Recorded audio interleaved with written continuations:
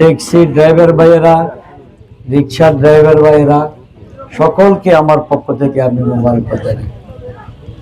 আমরা আছি আগামী 12 তারিখ আপনাদের পক্ষ থেকে, মা বোনদের পক্ষ থেকে দানের শীষ মার্কায় একটি ভোট চাওয়ার জন্য। আগামী 12 ফেব্রুয়ারি নির্বাচন অত্যন্ত গুরুত্বপূর্ণ নির্বাচন।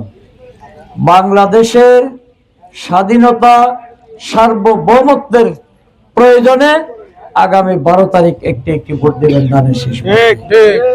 আপনারা একটা জিনিস দেখেন, শহীদ রাষ্ট্রপতি জিয়াউর রহমান, বেগম খালেদা জিয়া, জিয়াউর রহমানের প্রতিষ্ঠিত বিএনপি, বেগম খালেদা জিয়া তিনবারের প্রধানমন্ত্রী ছিলেন, তারই সন্তান।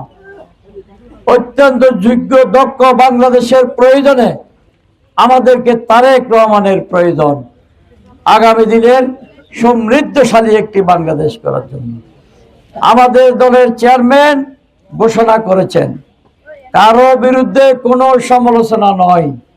কারো বিরুদ্ধে যদি আমরা সমালোচনা করে আমাদের ফেট তো পড়বে না, আমাদের নেতা বলেছেন। দেশের কোনো উন্নয়ন হবে না, আমাদের নেতা বলেছেন। সমালোচনা করলে কারো ক্ষতি করতে পারবো না, এটাও বলেছেন। বরং যে গুনাহ হবে, আরো কবিরা গুনাহ, যে গুনাহ মাফ করবে না কেউ।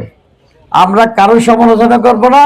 আমাদের চেয়ারম্যানের একটাই স্লোগান, করব কাজ গর্ব দেশ, করব কাজ সবার আগে বাংলাদেশ, করব কাজ সবার আগে বাংলাদেশ। আমরা এই বাংলাদেশকে সমৃদ্ধশালী বাংলাদেশ করার জন্য শহীদ রাষ্ট্রপতি জিয়াউর রহমান, বেগম খালেদা জিয়ার সন্তান তারেক রহমান এই দেশকে অন্য উষ্ণতায় নিয়ে যাবেন ইনশাআল্লাহ।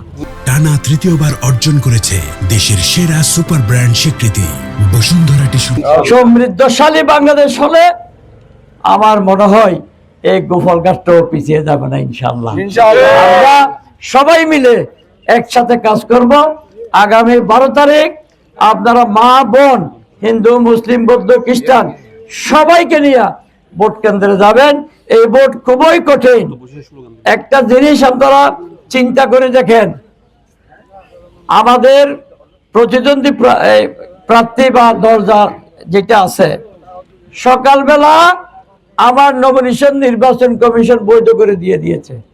আমরা সুন্দর করে হাসি খুশি আমাদের বিচারপতি ফয়েদী সাহেবের লাঞ্চ প্রোগ্রামে চলে যাচ্ছি। বিকাল 5টার সময় নাকি আমার মনোনয়ন বৈধ।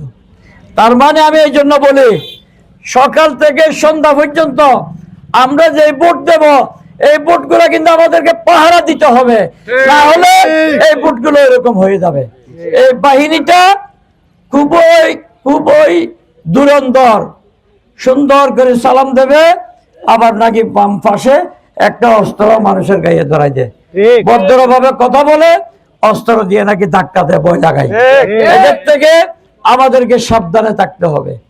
আমাকে অনেকেই অনেক কিছু বলে, আমি সবসময় বলি, আওয়ামী লীগের লোক, ছাত্রলীগ, যুবলীগের লোক সবাই খারাপ না। যারা 2-1 খারাপ ছিল তারা দেশ ছাড়ে পালিয়েছে না?